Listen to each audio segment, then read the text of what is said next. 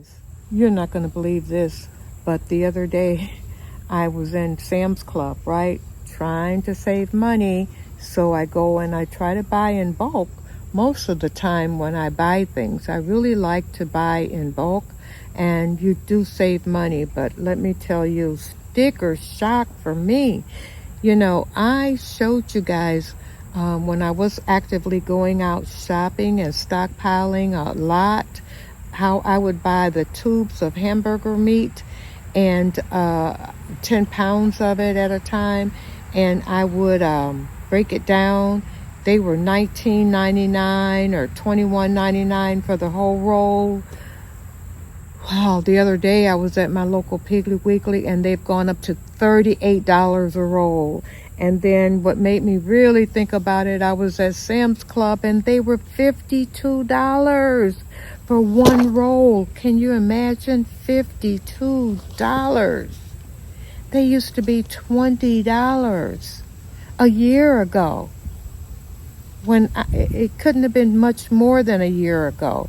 We are paying double at the cash register, and we're not getting double the food. So we've got to learn how to make our pennies stretch, and that's in not only buying our food products, but it's also in buying things that we use on a daily basis around the house. We've got to try to use one thing for multiple different things, right? We gotta take and use, for instance, what we're going to do with the fabric softener are things that you have sitting right in your kitchen. You use these things on a daily basis. So we're going to use them in a way that's going to be beneficial to us. It's going to save us money and make our lives easier. So guys, I'm going to show you these quick recipes, 2 ingredients each, very simple. I hope you try them out, and I know you're going to absolutely save money. Oh, look at this breeze, guys. Look at this breeze. And yes, that is a peach tree behind me. I haven't taken very good care of it because I haven't really been out, but yes, that is a peach tree there. And one day I'll get on it. Maybe if I don't take care of it, the generation after me will, if it's still around. But right now, God's been blessing it with water and nourishments that it needs. So guys, I'll talk to you soon, okay? Bye-bye now. Okay, my Karma babies, let's mix together our powder fabric softener. Right here we have 3 cups of Epsom salt. I get the one that has no fragrance or anything in it, just regular Epsom salt, guys. We're going for natural as possible, and we're going for 2 ingredients. And we have 3 cups of Epsom salt and a half a cup of baking soda. A half a cup of baking soda. That's it. Everything you have in the house already. Look at that. This is going to be the powder fabric softener, and you'll just use like a 1/4 of a cup. Let me show you what that'll look like. Let's see. I think this is one here. Yes, see, a 1/4 of a cup. You'll just take a scoop out like this and put it into your rinse cycle, and you're all done. But there you go, just that easy. How can you go wrong? All of this is already in the house. So I'm going to put it in a jar and put a lid on it and put this. And then the next one I'm going to make is I'm going to make the 2 ingredient liquid fabric softener. But there you go. Now here you can add in the essential oils if you want, like 10 or 15 drops of essential oil, and you would just keep including that. But I make this for myself and my daughter. My daughter is very, very sensitive, skin sensitive, so we don't put the essential oils or anything like that in there. But okay, so here's our done with things already around the house. fabric softener. Okay, now let's do the liquid one.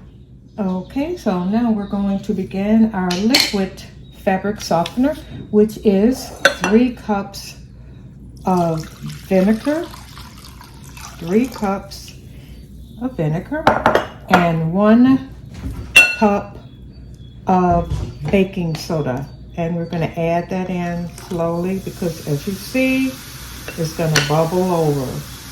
You see that?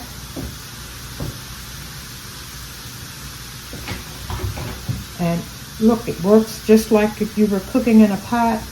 Put a wooden spoon across, and usually it'll prevent the bubbling action from spilling over the edge of your bowl or whatever. But yeah, just add a little by little, little by little. Baking soda and vinegar. And if you like, you can also add in some essential oils, but we're not going to have essential oils added to ours. You can see that action right there, the vinegar and the baking soda mix. Okay. And just take your time.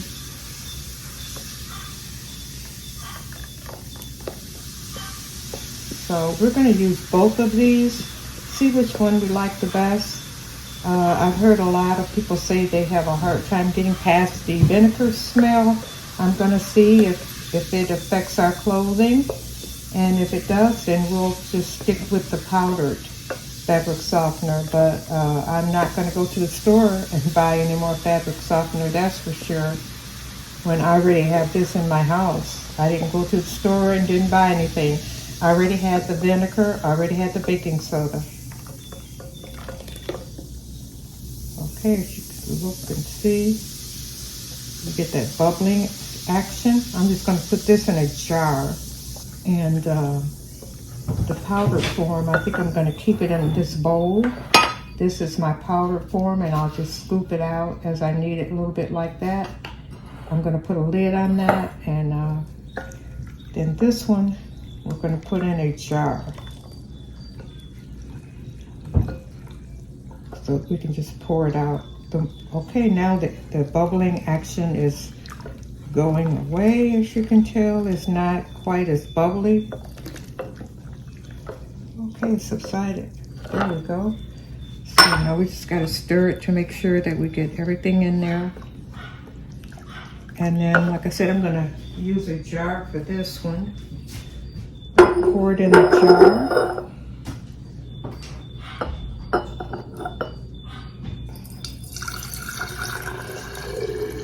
There you go.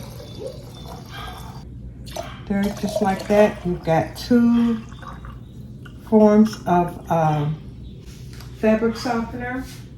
2 forms of fabric softener, not 1, but 2. Okay, so let's get a lid on this one and shake it up a little bit. So, okay. Shake it up real good. And I would shake this each time I go to use it. Look at that. Take a minute. Once you shake it, don't open it right away because it may just explode on you guys.